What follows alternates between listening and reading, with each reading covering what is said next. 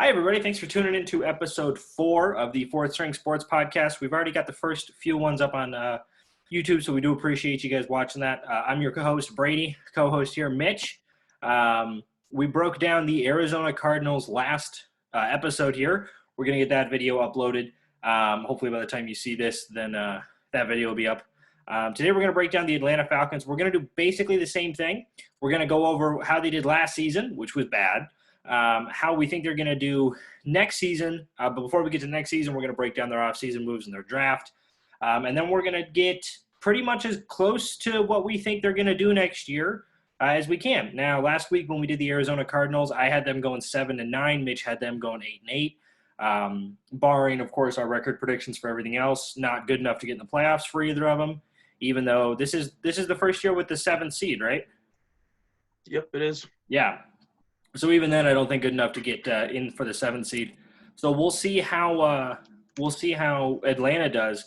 But before we break down Atlanta here, again, if you guys have any questions, any comments, anything you want to go over, you think we're absolutely full of it, or you think that we're dead on, send us an email, and you can reach us at fourthstringsp@gmail.com. That's all spelled out, FOURTH stringsp@gmail.com. Let us know if you got a really good point, we'll address it. If you got a really funny point, we'll address it. If you got a really mean point, then, just keep it to yourself. Again, we're going to hope to crank out about 2 a week of these. We have Baltimore coming up on the next episode, which is going to be really exciting, considering the season the Ravens had last season and how we expect them to maybe be better next season. But before we even get to that, so let's break down Atlanta. So, Mitch, before we go kind of in depth, where would you grade Atlanta? Like, if we were going to go with a scale here, and we were going to say in need of a rebuild, in a rebuild, playoff contender, or Super Bowl contender, where would you put the Atlanta Falcons? For the Atlanta Falcons, I would probably say they're probably in need of a rebuild, maybe even a reload. I feel like their offense is playoff caliber with, Matt Ryan, who took them to a Super Bowl. Mm-hmm. You've got Julio Jones, who I think is the best wide receiver in the league, and Calvin Ridley as your 2 wide receivers. And they've been building up their offensive line throughout the past couple of years, and it's been paying off. And then hopefully Todd Gurley gets back to form at running back. But all the questions are on the defense. I mean, that secondary outside of safety is who knows. And then they have yet to address their pass rush. They made a few moves, but until we see them on the ground, I don't trust their pass rush.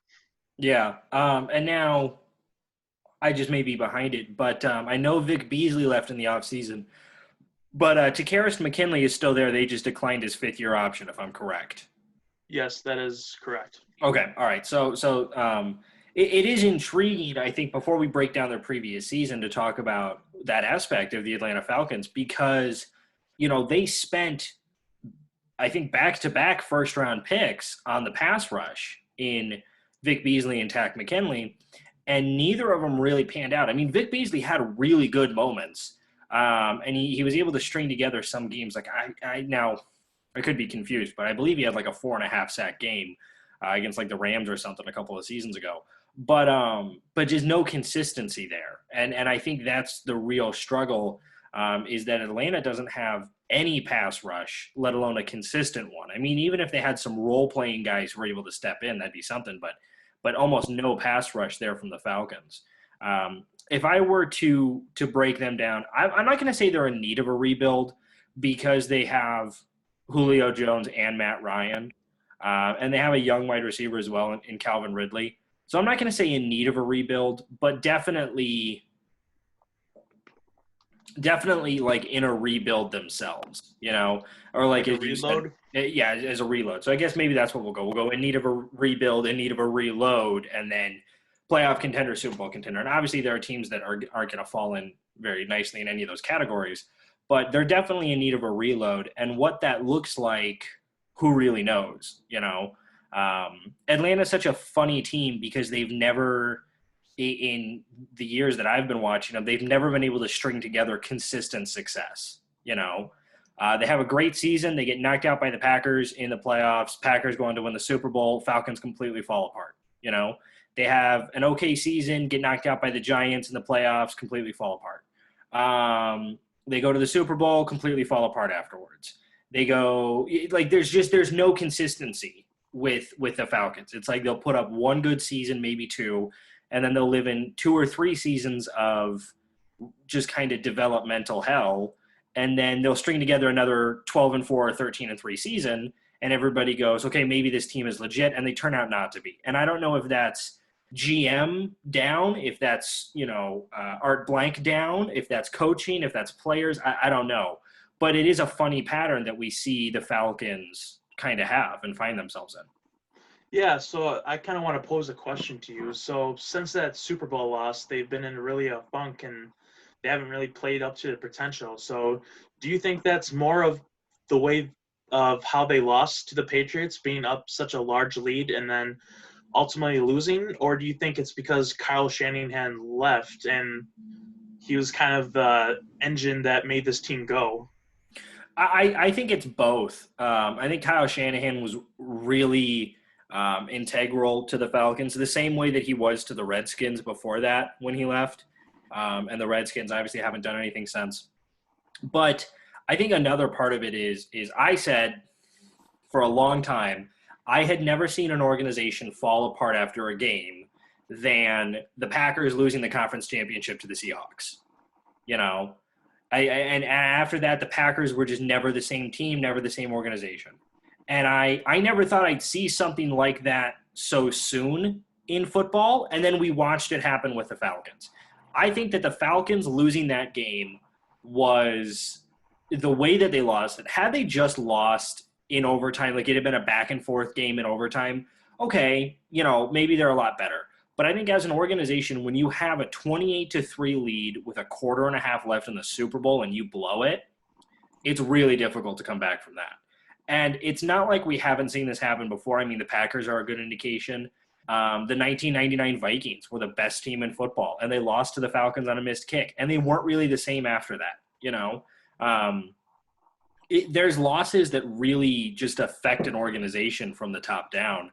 And so I think that the answer to that question is kind of, C, all of the above. I think Kyle Shanahan was big, but teams lose offensive coordinators all the time. I think if I were to point my finger on it more, I think it's just the way that they lost that game, because they lost it so heartbreakingly, they weren't able to come back. And it was silly mental mistakes all across the board. Like if you rewatch that game, it was mental mistakes, the game where the play where Dante Hightower strips Matt Ryan was, I believe, it was a second down or it was a third down, and they only needed to pick up, I think, 7 yards, and there was no check down receiver anywhere. You can go through and watch it. There was no real check down receiver. Devontae Freeman completely whiffs on his block, and I don't know if he was supposed to be the check down, if he was supposed to check whatever pass rusher was there and then shimmy out. I don't know. I'd have to go in and rewatch the physical game tape.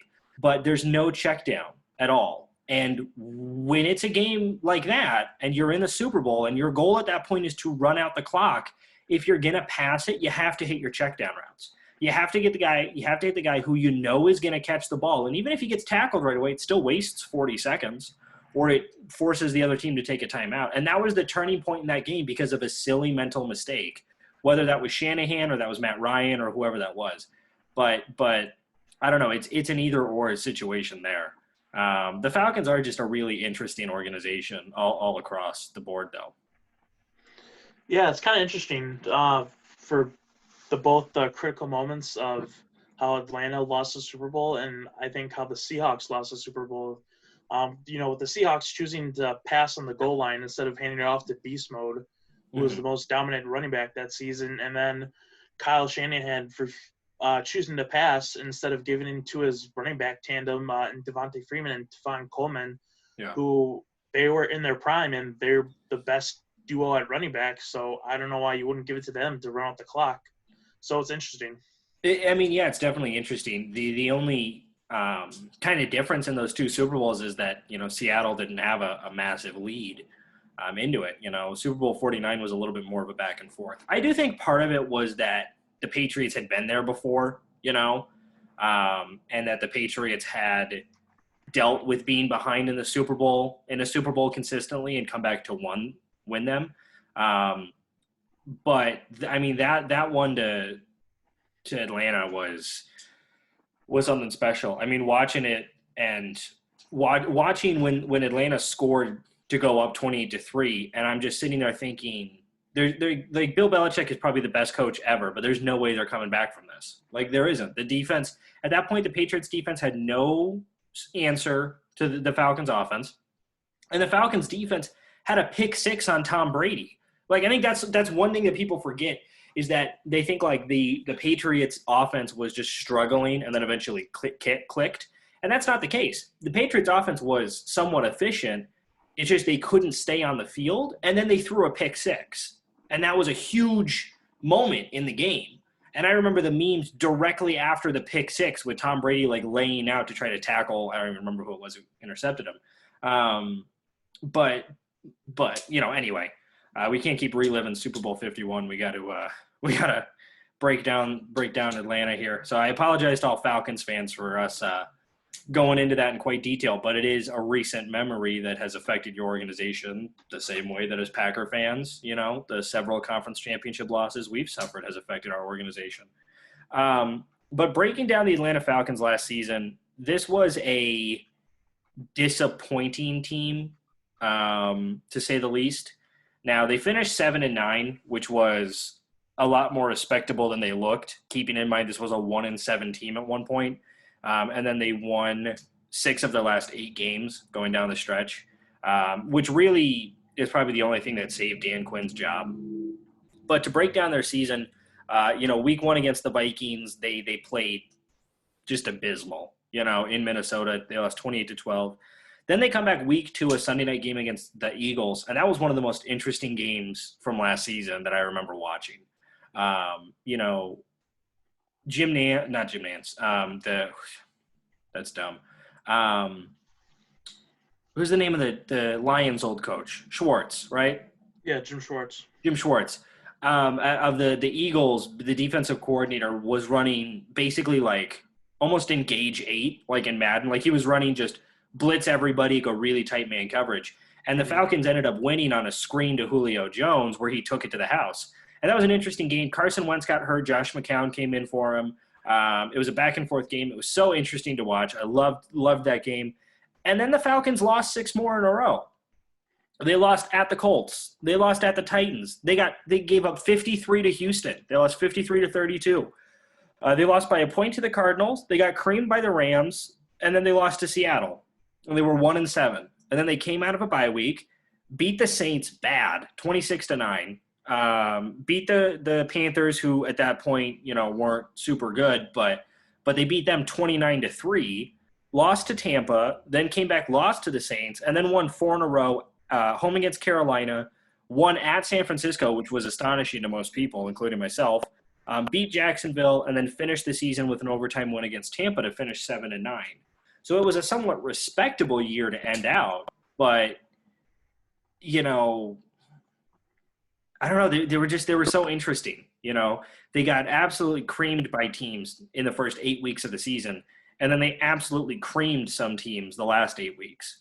It was so interesting to watch the Falcons last year really buy into Dan Quinn and rally around him, and really buy into the fact that they weren't a bad football team. They just caught some bad breaks.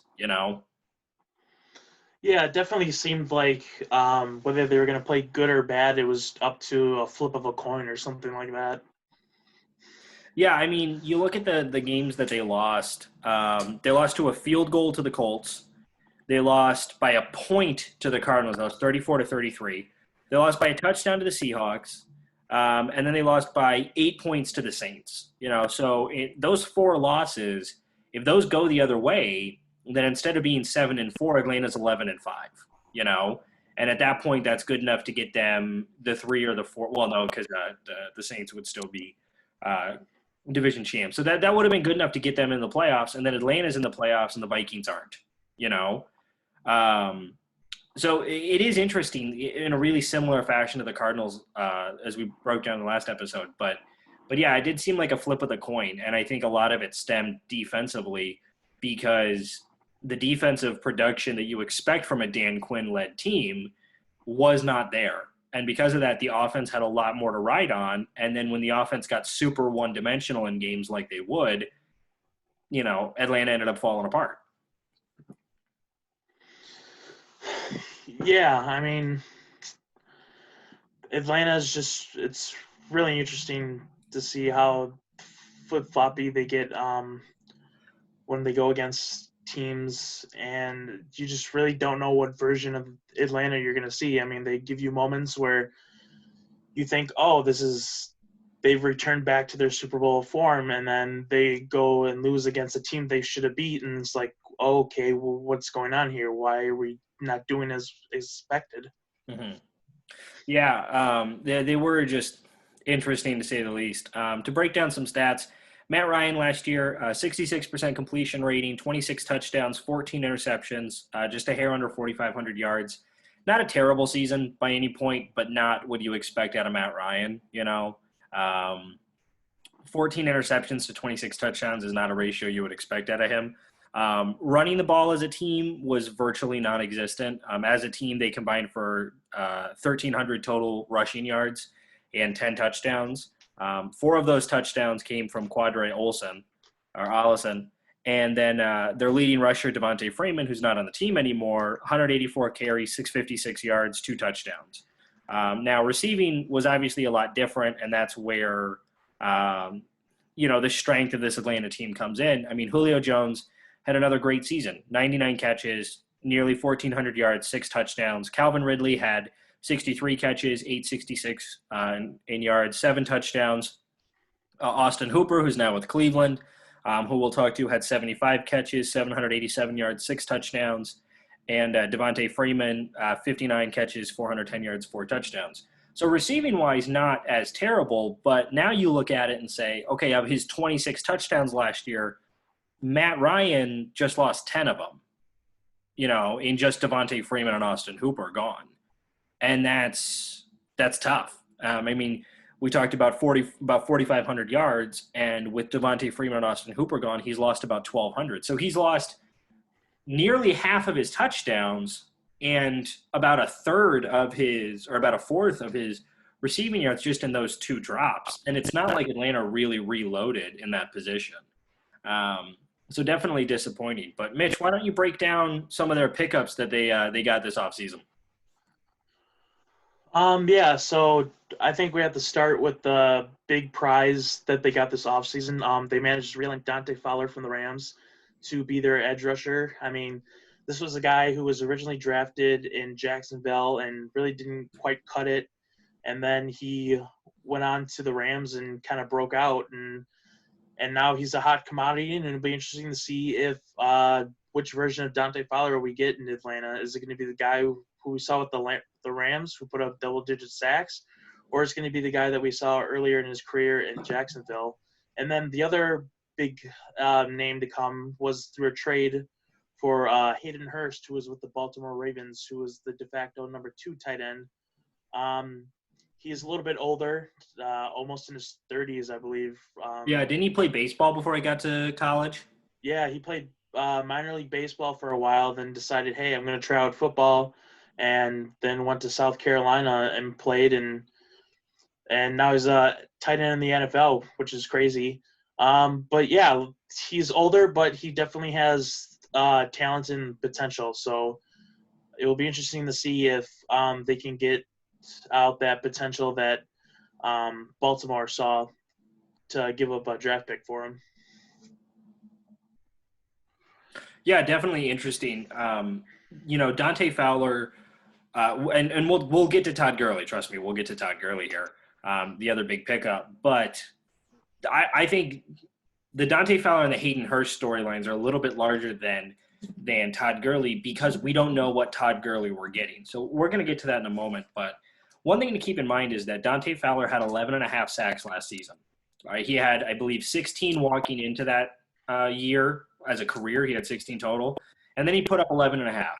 Now, part of that was the Rams had Clay Matthews on one side, Aaron Donald in the middle, and then they had Dante Fowler on the other. So he definitely got a huge advantage from that. That's not something he's going to have in Atlanta. He's going to be the number one guy. And so we have to see, can he put up 11 and a half sacks again? Atlanta last season had 28 sacks the entire year. That was good enough for, if I'm looking at this right, that was good for 19th in the NFL. Slightly better than Cleveland and slightly worse than, well, tied with Seattle. But the thing was that, nope, I looked at that wrong. I apologize. I was looking at that stat wrong. 28 sacks was third worst in the NFL. I apologize. Third worst, tied with Seattle and Detroit, and just barely under the Chargers at 30. So third worst. Worst was Miami with 23. Dante Fowler adding 11 and a half sacks is huge because then you're talking about getting up to the 40 sack number, assuming the production is still there from everybody else. Their leading sack leader last season was Vic Beasley, who's gone. He went to Tennessee. He had 8 sacks. Grady Jarrett had 7.5, which isn't bad, especially from his position. But then 4 from Adrian Claiborne, 2 from Devondre Campbell, and that's it, really. Tack McKinley had 3.5, but if we're talking about your premier guys are Tack McKinley and Dante Fowler, and combined they're only going to get 15 sacks on the whole season, that's not going to be good enough for that team. Not at all. But then the Hayden Hurst trade I thought was really big because everybody knew Atlanta couldn't re-sign Austin Hooper, and I think this was a bad year for tight ends. I think a lot of teams severely overpaid for tight ends. I'm looking at you, Cleveland. I'm looking at you, Bears. Yeah, the Bears. Severely overpaid for a tight end, only to draft another one in the second round. So I'm not sure what's going on there. But getting the Hayden Hurst pickup was big because Hayden Hurst, he's young in terms of NFL career. As we stated, he's not a young guy. But what he played at South Carolina fits a little bit better with the Atlanta offense than it did with Baltimore, especially once Lamar Jackson took over. Because you got to remember that Hayden Hurst was drafted the same draft as Lamar Jackson. But at that point, when they drafted him, it wasn't the Lamar Jackson offense. It was the Joe Flacco offense. So he kind of fit that offense a little bit better than he did the Lamar Jackson one. And that's no fault of his own. But now he's with Atlanta, and I'm interested to see what they do. They've always had a good way with tight ends in Atlanta. Yeah, I definitely think Hayden Hurst could definitely fit better in the Atlanta offense since they're more pass-centric than Baltimore, who is more of a run-centric team, obviously. I definitely think he could definitely be that third option right after Julio Jones and Calvin Ridley Jr. And Atlanta does need a third option because they really haven't had it since they had Mohamed Sanu and Tyler Gabriel. Mm-hmm. So I definitely think he could fit in this offense and put up some production. Yeah, I think it's a good fit. Atlanta's had a good way with tight ends. I mean, Tony Gonzalez for a while after he left Kansas City, and then Austin Hooper, a good way with tight ends. But, again, the issue with Hayden Hurst is that he's a lot older than most people who's going into their third year in the league, and that definitely hurts him in regards to his playability, especially at a very physical position like tight end. So now let's get to the interesting pickup that was Todd Gurley. Todd Gurley by no means had, I think, a bad year last year. 223 carries, 857 yards. He had 12 touchdowns, which is good for a halfback. But it wasn't the last 2 years before that where he put up about 2,500 rushing yards and 30 touchdowns. His production isn't there. We're worried about, does he have arthritis in that knee? But it was a surprising let go by the Rams, especially with how much money they're still going to end up paying him. It didn't seem like a cap-saving hit. It seemed like more of a, we don't want this guy on the team anymore move. Yeah, definitely. I mean, as you said before, 2 years ago, he was, arguably the best running back in the league, and then you fast forward to 2 years here, and he's got that knee injury, and it's hampering him to, he's not putting up to the Todd Gurley that we all know and love. And I think LA kind of saw that and didn't really trust his knee and didn't think he could ever return to form. And it's like, hey, we can't pay this guy, back at the Brinks trucks for this guy to get limited carries there or even be the number 2 back. So I think we just have to cut our losses and try again at the running back position. Yeah, and so then he goes to Atlanta on not a massive contract, not a small contract, returning to Georgia, where he played college football. He's going to be the number 1 back, obviously, there in Atlanta. But my question is that we know what offense Atlanta wants to run. They want to run that spread formation offense. And is Todd Gurley the right back for that offense? I mean, you look at the way Tevin Coleman and Devontae Freeman were built versus how Todd Gurley are built, and they're not even close. Todd Gurley is a much more physical runner who's got great speed. So maybe him getting out of the backfield in a shotgun position works out, but I don't know. And with huge questions on the offensive line that Atlanta has, I don't know if we're ever going to see the same Todd Gurley. And that's why I don't give this grade for Atlanta a huge I don't give them a good grade on the Todd Gurley pickup. I think they paid a little bit too much money for him for a guy who has way too many question marks. I think it would have been more beneficial to maybe pay him $12 million on a 1-year deal and see what he does. And then if needs be, re-sign him, Yeah, I mean, like you said before, that the Atlanta offensive line does have some questions, but I definitely think it is a better upgrade than what the Rams had. So I think that might help them a little bit. But yeah, I definitely think you're taking a little bit of a risk giving him that kind of money when people don't even know if his knee is all right. So I think that is definitely going to be an interesting thing to see throughout the season.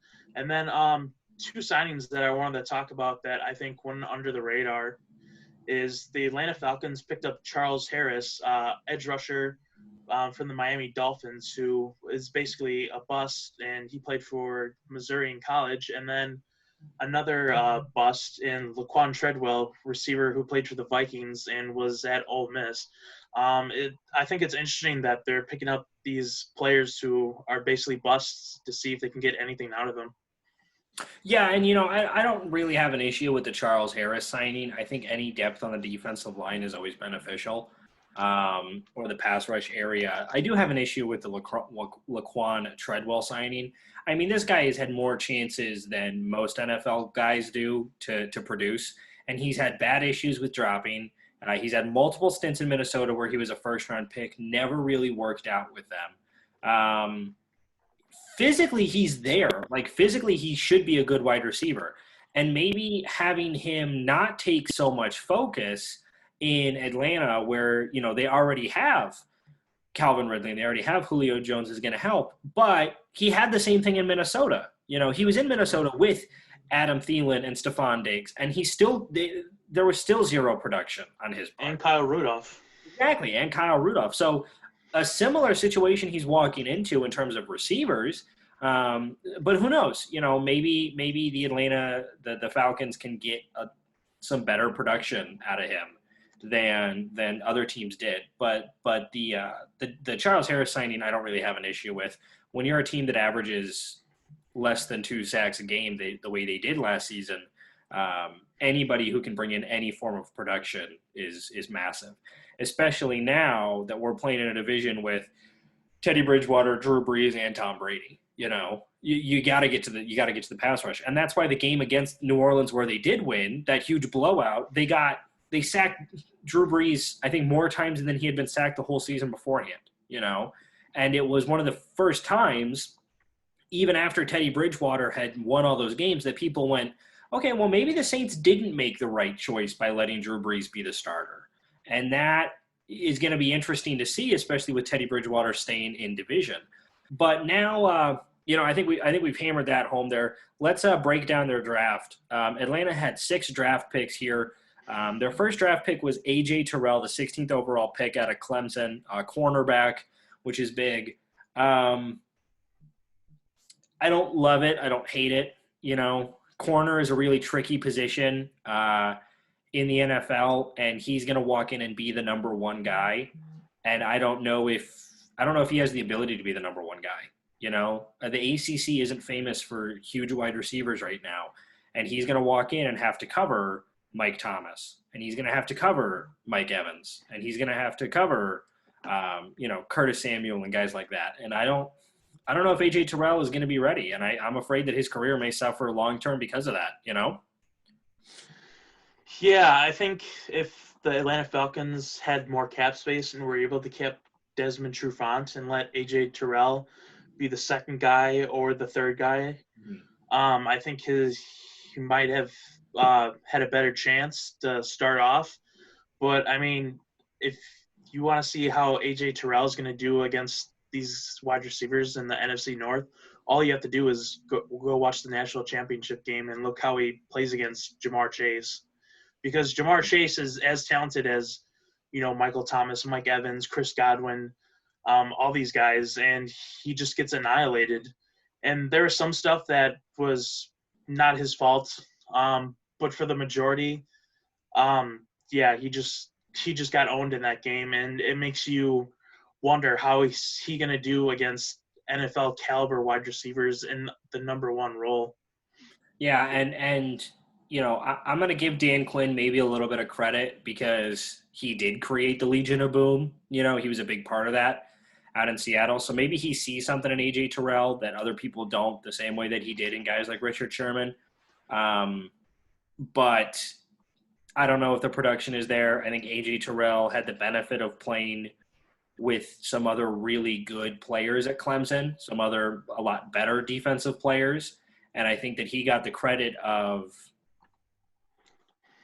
he got a lot of credit because that Clemson pass rush was so deadly and so fearsome that when you're playing corner, it makes your job a lot easier, And he's again, we're going back to the Atlanta pass rush. He's not going to have that advantage in Atlanta because there's not a pass rush. So he's going to have to be the number one guy. And if you look at his schedule here, who he has to play, there are some daunting wide receivers on this list, and even guys who are maybe a little bit more under the radar. I mean, Seattle, week 1, he's got to go cover guys like DK Metcalf, right? Dallas, week 2, he's got to go cover either Amari Cooper or now I can't even think CeeDee Lamb. CeeDee Lamb or even the other guy that they have. Michael Gallup. Michael Gallup. Week 3 against Chicago, he's got to cover Allen Robinson. Week 4 against Green Bay, he's got to cover Devontae Adams. That is a miserable schedule to start out as a rookie. And then you even get further down in the season. Week 9, he's got to cover Cortland Sutton out of Denver. Week 14 against the Chargers, he's got to cover Keenan Allen. Jesus, I am just one brain fart after another. Christ. It's all good.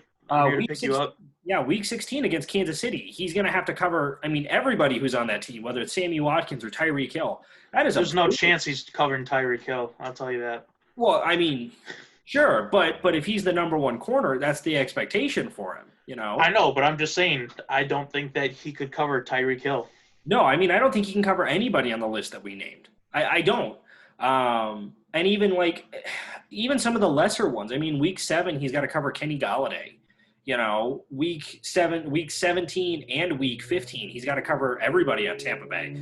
That's miserable. That is a miserable stretch for any corner in the NFL at all. And for a new one, that's going to be terrible. But their second-round pick, they went D-line, Marlon Davidson out of Auburn. Auburn was really good against the run last season. They had a lot of defensive players get drafted, especially that defensive line was really good. I'm curious to see how he works out. But the pick that I love for Atlanta was their third-round pick, center Matt Hennessy out of Temple. This was a guy who was up for the best center in the year award, which eventually went to the Wisconsin player. Who then got drafted by Dallas to replace former Wisconsin center, Travis Frederick. But Matt Hennessy is a great pick. Absolutely fantastic. Good production at the center position. I think he works really well there with Atlanta. He's my best pick that they picked up in that whole draft.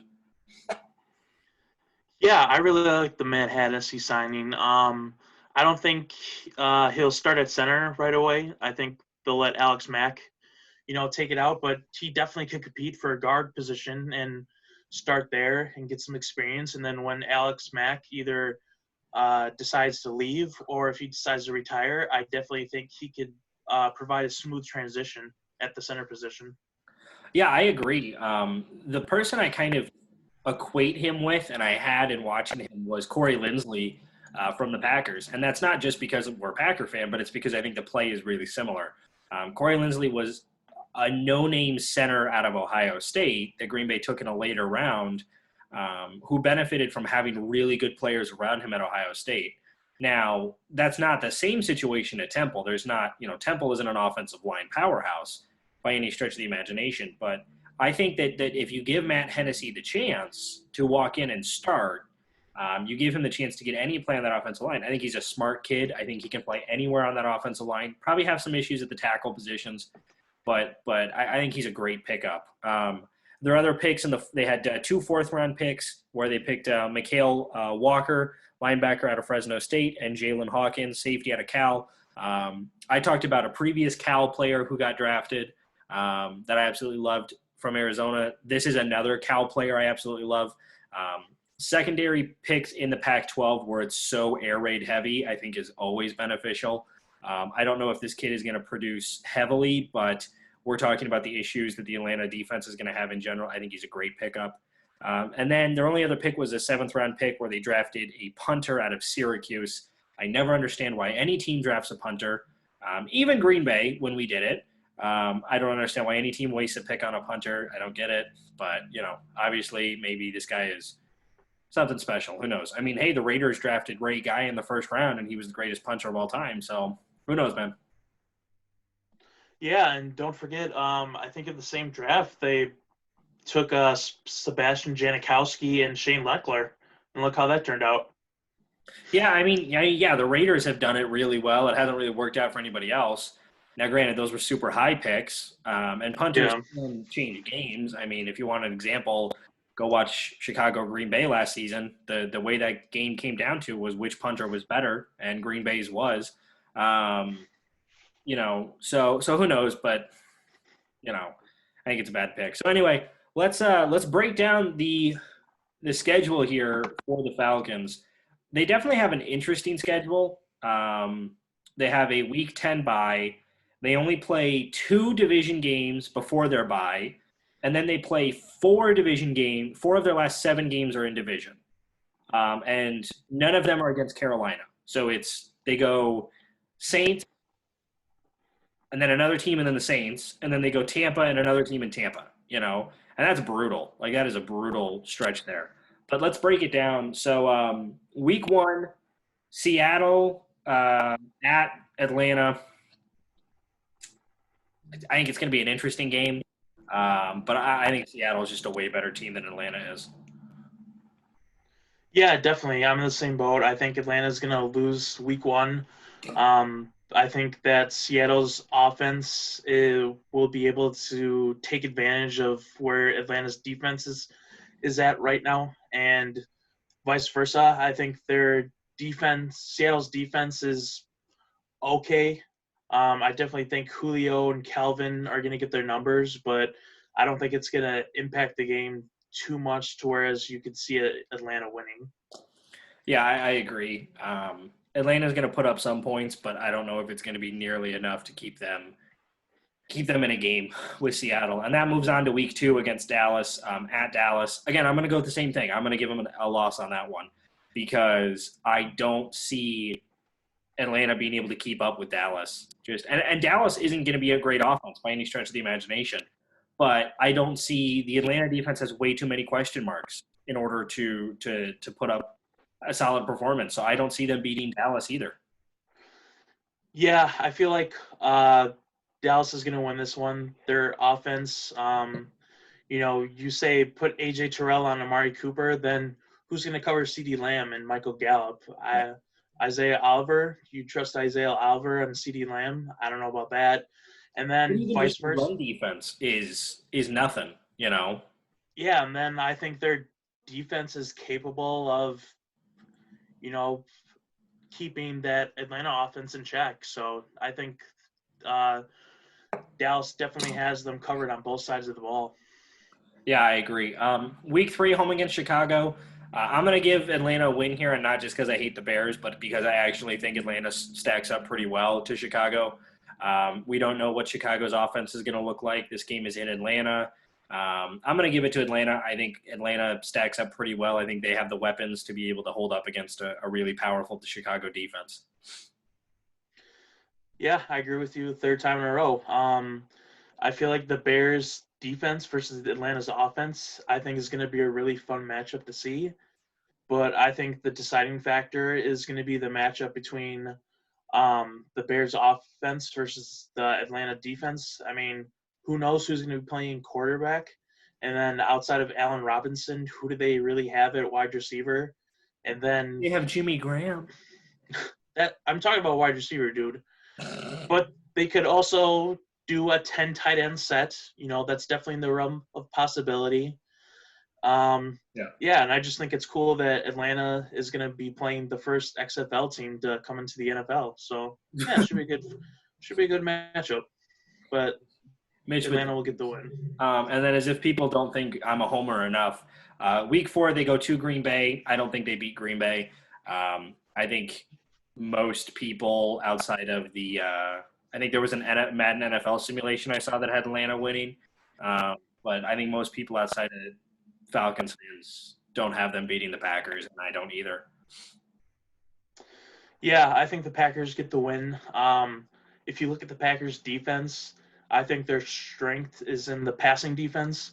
So I definitely think we can match up better against Julio Jones than how we did in the NFC Championship when our fourth string corner, Ladarius Gunter, had to cover him. Yeah. So I definitely think Alexander and King can match up against Ridley and Julio. And with Todd Gurley being such a question mark, I think our rush defense isn't going to be stressed at all. So I definitely think that's going to be the key to our win. Yeah, and I mean, Green Bay, and obviously we'll talk about it when we get to the Packers, but I think Green Bay has a solid 1-2-3 punch in Kenny Clark in the middle and then the Smith brothers on the outside, and I think that's going to be a little bit too overwhelming for the Falcons. So give that one to Green Bay.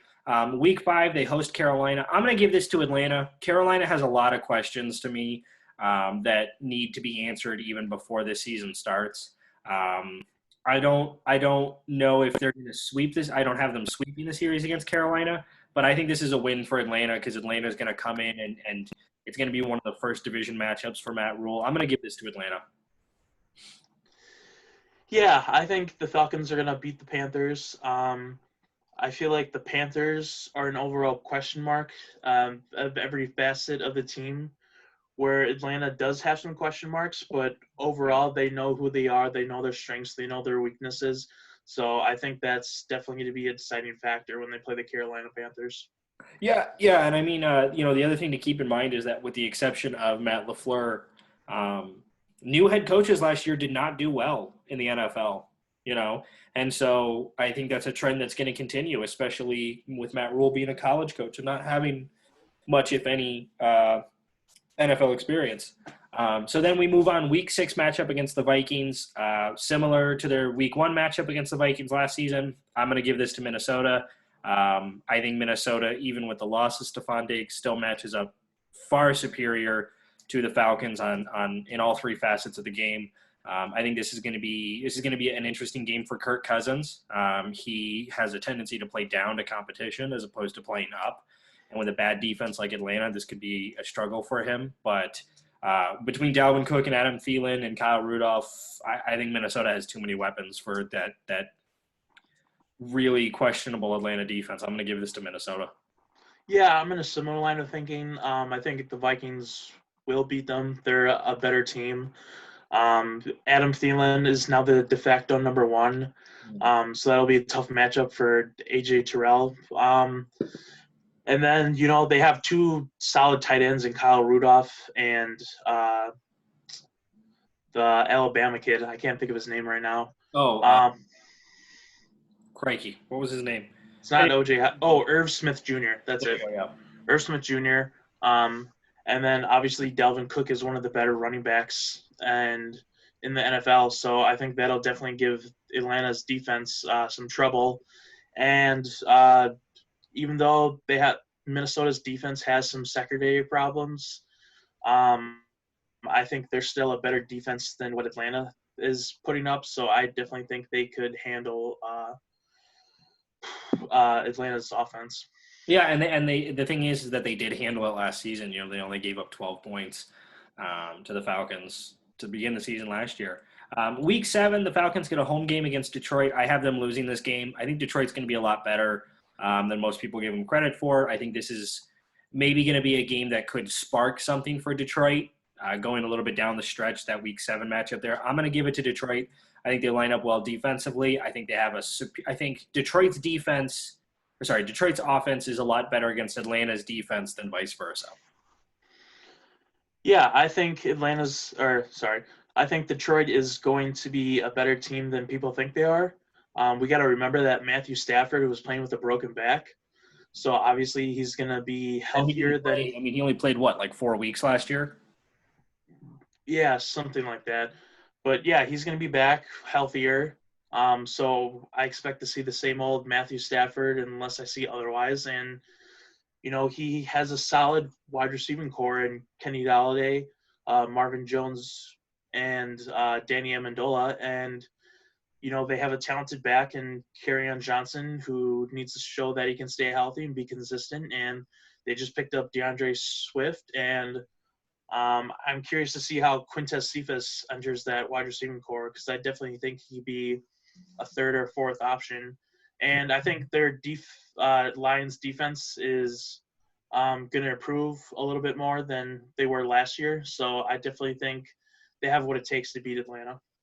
Yeah, the really interesting matchup in that game is going to be how Julio Jones stacks up to that Lions secondary, especially with the Jeff Okudah pick. Because I think the understanding is that Okudah is going to be the number 1 corner there. So that's going to be interesting as to how he matches up to that, matches up to Julio Jones. So Week 8, Atlanta at Carolina. This one I'm going to give to Carolina. Division games are always difficult. When it comes to breaking it down, I usually give it to the home team in division games. I think by then Carolina will have some stuff figured out. I'm going to give it to Carolina. I'm going to have to disagree. I still think Atlanta is a better team in terms of they know what they are and that kind of stuff. And I just have some question marks. I know they picked up Robbie Anderson and they have Curtis Samuel and the other kid, DJ Moore at wide receiver. And Christian McCaffrey definitely will be a challenge for the Atlanta defense, but I think they have some good guys at the linebacker position, and they have Grady Jarrett, and I think Marlon Davidson can step up at the other defensive tackle position. So I think maybe they can limit Christian McCaffrey. But yeah, I just think Atlanta is a better team as of May 16th, 2020 at 6:31 p.m. Sure. Okay. So we'll see what team they are, on Thursday, October 29th at about 8:20 p.m. Eastern time when they play Carolina. But then Week 9 here, home game against Denver. We've talked about it before. I think the Broncos are a really loaded team. This is going to be an interesting game to me. I have Denver winning it, but I think it's going to be a lot closer than it's going to be expected. So I have Denver winning that game. Yeah, I think this is definitely a game that could go either way. It's going to come down to how Drew Lock is playing at that time. Because if he takes that step or two forward and is a game manager or above game manager, I definitely think they can beat Atlanta. But if he's playing like a deer in the headlights, it doesn't matter how many weapons he has, they're going to lose. But I definitely think that, with that said, I think the Broncos can pull off a win against Atlanta, just with the weapons that they have, the running game, which I think will help Lockout, and Denver's defense is going to be better this year. Yeah. So heading into their bye, I have Atlanta sitting at 2-7. You have Atlanta at 3-6, which is I think surprising to me in that situation. But so yeah, with they're going to have 7 games left. They come out of the bye and they go to New Orleans. I'm going to give this to the Saints. I think the Saints are just absolutely loaded as a team. Now, I'm going to do the same thing I did with Carolina in that I'm going to give one of their matchups against the Saints to the Saints, and I'm going to give the other one to Atlanta because division games are always like this. The NFC South has this weird tendency for teams to just drop division games that they shouldn't. I think New Orleans is a much superior team in that matchup, but in a few weeks, I'm going to have them losing to Atlanta, but I'm going to give that one to New Orleans. I'm going to give both to New Orleans. I think, there's a tendency with division games where, uh, the supposedly worst team can beat the better team. But I really truly believe that this is going to be Drew Brees' last year just because of the TV deal he just signed. So I think he's going to be on a mission saying, like, hey, this is my last chance to get back and win a Super Bowl. So I got to give everything I've got and try to get there. And I think he's going to be a man on a mission. So I think he's going to take Atlanta to the woodshed both times. Okay, all right. Well, agree to disagree there.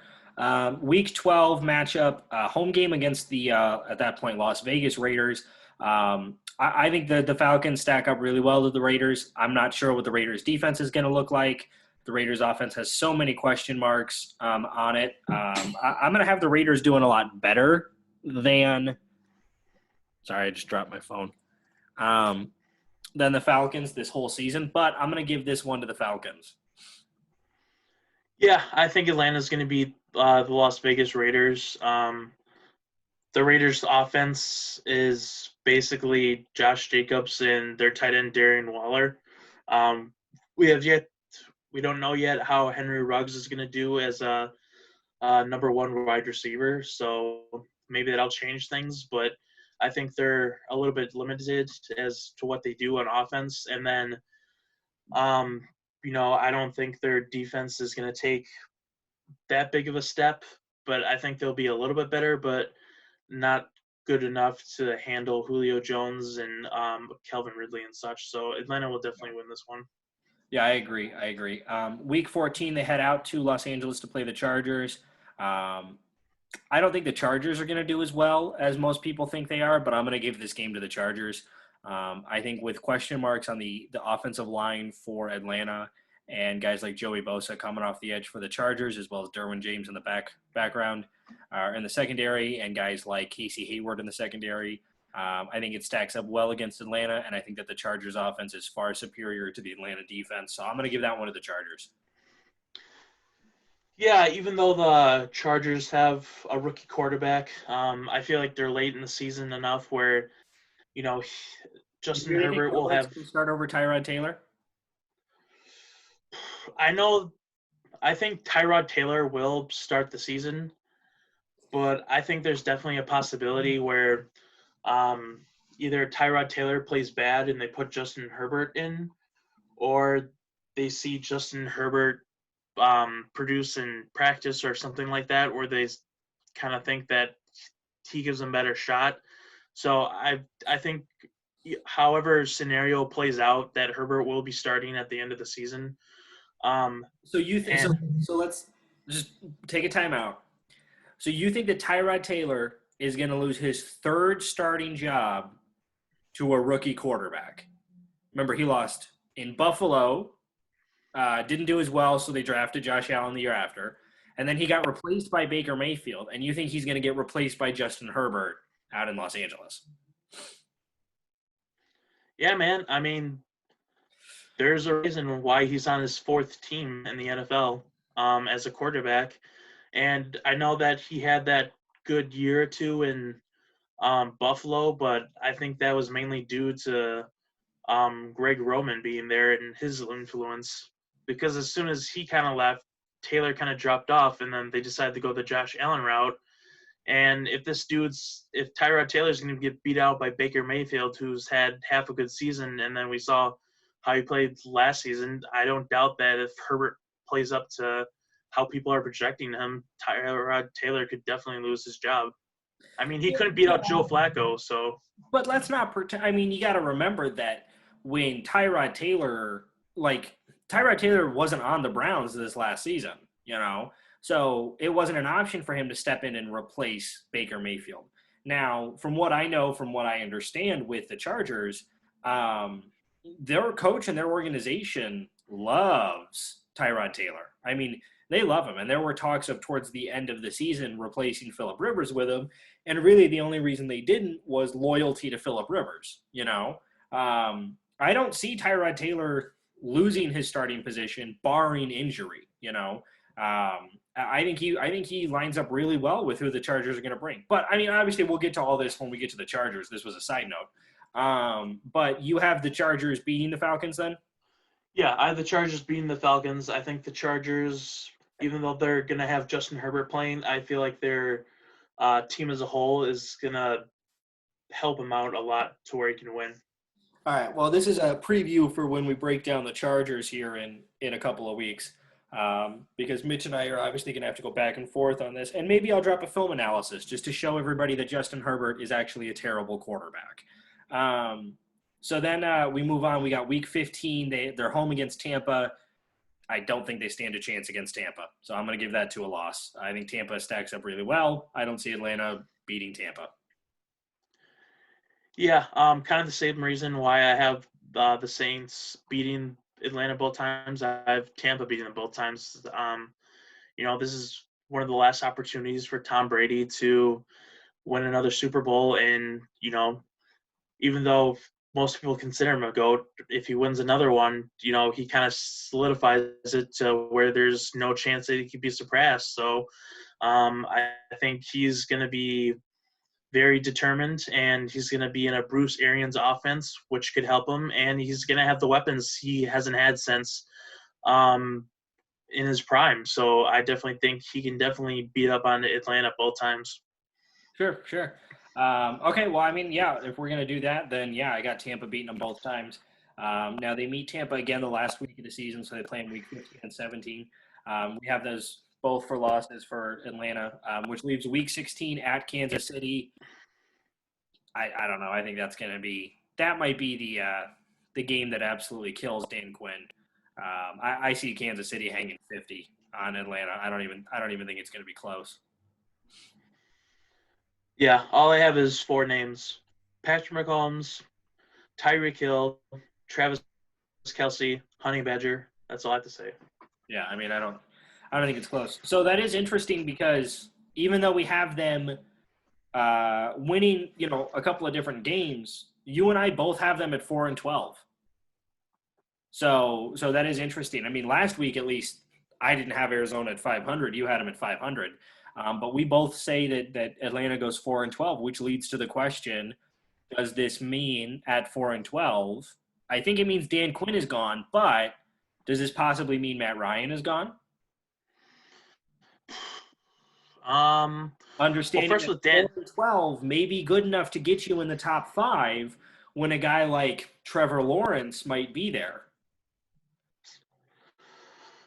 Well, first with Dan Quinn, who knows if he's going to be fired or not. I mean, after how they performed in the Super Bowl, blowing it, he still had his job, and then the seasons that he's had since then, he's still kept his job, even though he's a defensive guy and his defense has kind of sucked.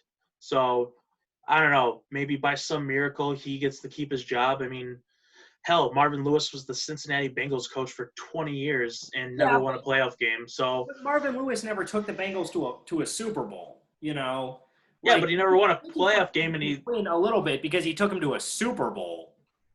I know, but still, Marvin Lewis never won a playoff game, and he got to keep his job for 20 years. And yeah, that's just because that's I don't know. I could see Dan Quinn keeping his job for a miracle, but I definitely think if they have the season that we think he's going to have, he's got to go. They need change. As to Matt Ryan, let's keep in mind that I think it all works, right? If they go 4-12, They can tank for Trevor, right? The national champion quarterback from Clemson. This is a kid who was born in Knoxville, Tennessee, so it's not like he's unfamiliar with how the South plays football. I think he's got everything that they need. I don't know. I think that if the opportunity for him is there, maybe Matt Ryan is shown the door. Yeah, I think it's all going to come down to how Arthur Blank views his team. If he thinks that this team has the pieces to still get into the playoffs and have a chance at a Super Bowl, I think they'll keep Matt Ryan because he gives them their best chance. But if Arthur Blank has kind of seen enough of this version of the team and he wants to go in a new direction, I definitely think that Matt Ryan could be trade bait. Yeah, I mean, I agree completely. I'm going to make a wild prediction because I love to do it. I don't think it's going to come true at all. But if the Falcons end up having the opportunity to draft Trevor Lawrence, then not only is Dan Quinn gone from Atlanta, but I think Dabo Swinney gets hired by the Falcons to be their head coach. We've seen it. We've seen teams do this now with Kyler Murray and Cliff Kingsbury and Matt Rule bringing in how many former Temple players to Carolina. It's not like college coaches haven't been making the jump lately a lot more than they used to. So, hey, I don't know. Maybe Atlanta would just be crazy enough to do something stupid like that. I could see Atlanta doing it. I just don't know if Dabo Swinney wants to leave Clemson. I mean, he's won some national championships there, and I think at this rate, he definitely could, once Saban retires, take that mantle as the best college coach. But even Saban right now, I know Saban tried the NFL and he didn't succeed. So I guess it comes down to what Dabo Swinney wants. I mean, does Dabo Swinney want to try and be the surpass Nick Saban and be considered the best college coach, or does in the back of his mind he says, hey, I think that I've accomplished a lot in college and I want to see what I can do at the next level. I mean, it's all going to come down to what Dabo Swinney wants. I think for enough money, Atlanta would throw whatever kind of money they needed at him. The thing that I point out is that, you got to remember Nick Saban had won a national championship at LSU before he jumped to the NFL. And then he realized the NFL wasn't for him. And then he jumped ship and he went to Alabama. Now, we've seen Atlanta do similar stuff with hiring a college coach. Remember, they hired Bobby Petrino. He was their head coach for a season. So it's not like Atlanta hasn't done this before. But I think that if I'm Dabo Swinney, I'm at the pinnacle of college sports. And I think there is always going to be the opportunity to go back. Now, I don't know if he'd be able to go back to Clemson, which is a program obviously near and dear to his heart. But he could go to the NFL, and even if he tanks, it's not like there's not going to be college programs clamoring to hire him. In fact, I think every college program would clamor to hire him back. So if I'm Dabo Swinney and I got the chance to go coach in the NFL with weapons like Julio Jones and Calvin Ridley and Todd Gurley, and bring a quarterback that I'm already familiar with in Trevor Lawrence, hey, why not? Why not take it? So bold take from Brady, but who knows? Maybe maybe dreams do come true, Atlanta fans. So obviously 4-12 is not going to be good enough to get the Falcons into the playoffs. It's going to be another losing season. So we apologize, Falcon fans. Please comment. Let us know what you think. Shoot us an email, fourthstringsp@gmail.com, fourthstringsp@gmail.com. Let us know what you guys think. Even if you're not a Falcon fan and you don't see them going 4-12, some people maybe have them going to the playoffs. Break it down for us. Let us know what you think, and we'll go over those points in the next episodes. But heads up, next week we have Baltimore, which is going to be super interesting, breaking down their season, how we think they're going to stack against the AFC North, as well as they get to play teams like Kansas City again, and they get to play teams like Houston again and stuff like that. So it's going to be really interesting. That's going to be another episode we're going to drop here in the next couple of days. But Mitch, before we sign off, you got anything else you want to say?